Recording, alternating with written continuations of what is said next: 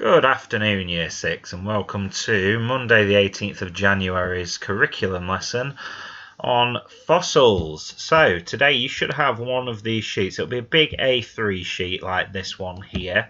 It may also look like this here and have this as an attachment, and the final one looks like this, which is pretty much the same as the second one.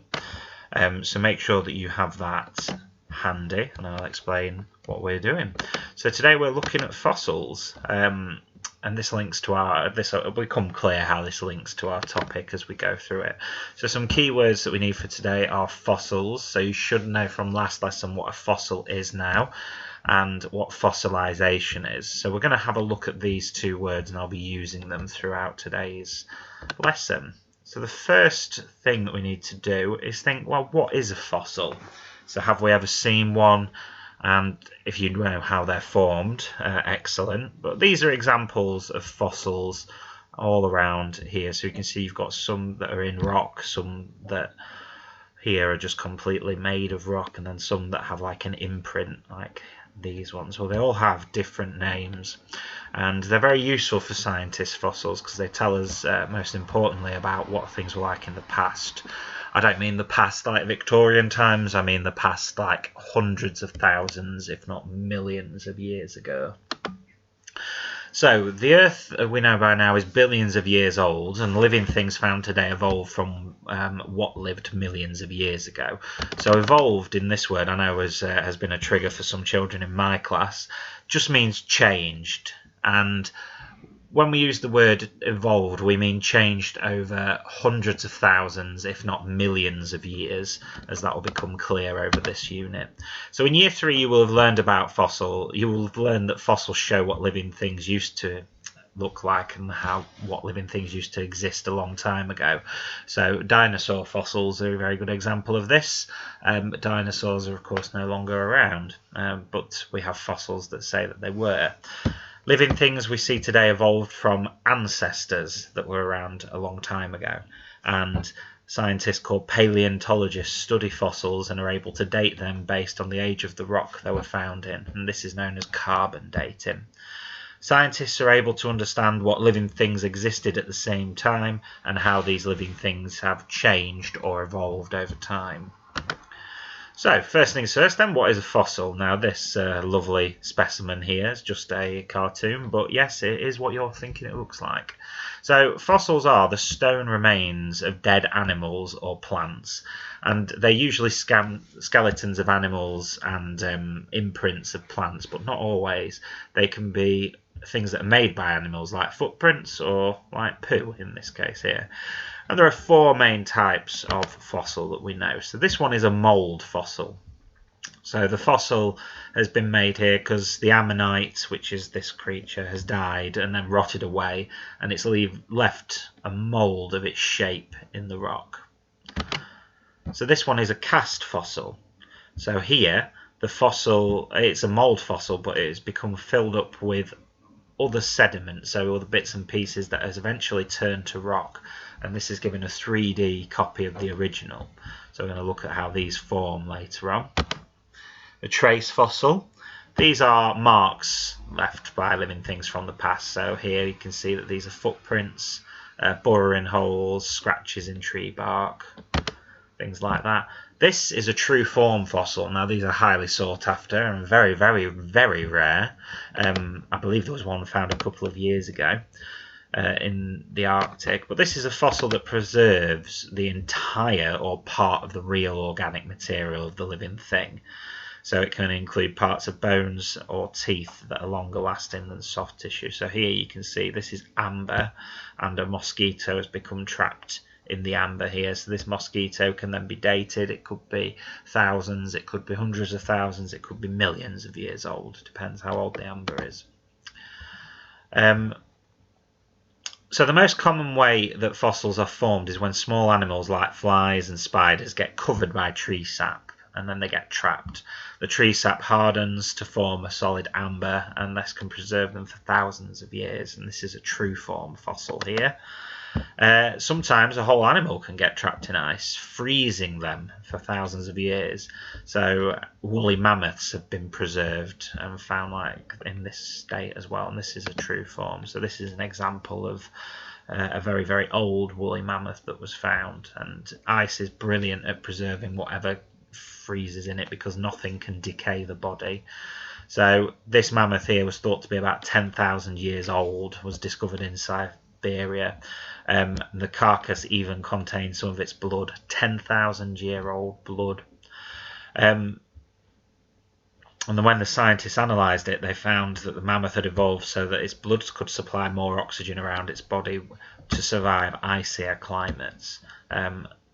Modern elephants, for example, which are related to mammoths, cannot do this. So mammoth would be able to survive in an icy climate, but an elephant would not. Again, another example of a true form fossil there. Sorry. So this is a little example of how a fossil is made. So this is true for casts, molds, or trace fossils. So here an animal or a creature dies and its remains get covered in mud and dirt over time. So over thousands of years, pressure builds up from all the layers of the rock and the mud covering the skeleton, and the skeleton is dissolved by water, which makes a mould of the skeleton. Minerals in the ground, water, begin to fill the mould of the skeleton, and the minerals form rock within the mould. This takes at least 10,000 years. It takes a very long time. Finally, all that's left is a perfect fossilised skeleton, and over time the layers of rock and earth erode away, and then the fossil can be found. So here I've put, there's a longer version of fossilisation which can be found on your home learning timetable. So click on the link if you want a longer demonstration of how that fossil is made.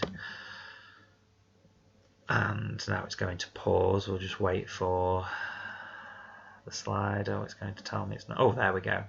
Right, so unfortunately, as we're not in school, I was actually going to show you a little bit of a demonstration using some sweets and some jelly.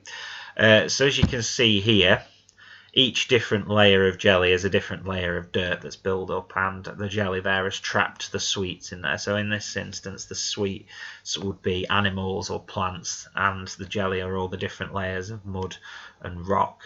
So living things found in the same rock existed at the same time, but then these obviously would exist a lot earlier than the ones down here. And then you can see how living things have evolved over time by comparing these fossils.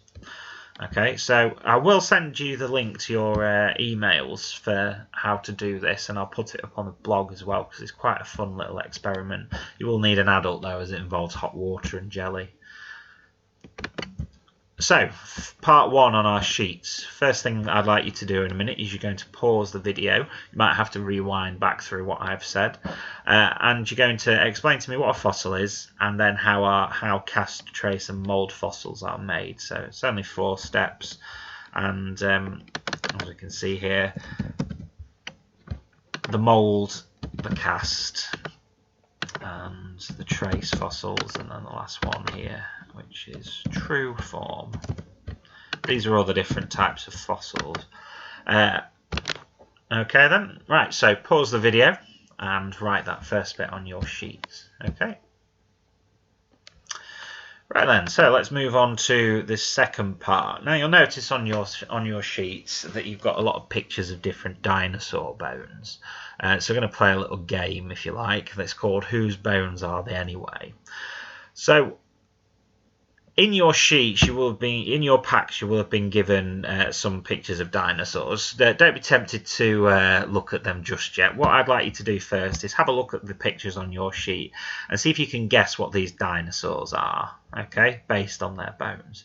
So one of them is a Tyrannosaurus Rex. I imagine most of you should know what a Tyrannosaurus Rex looks like.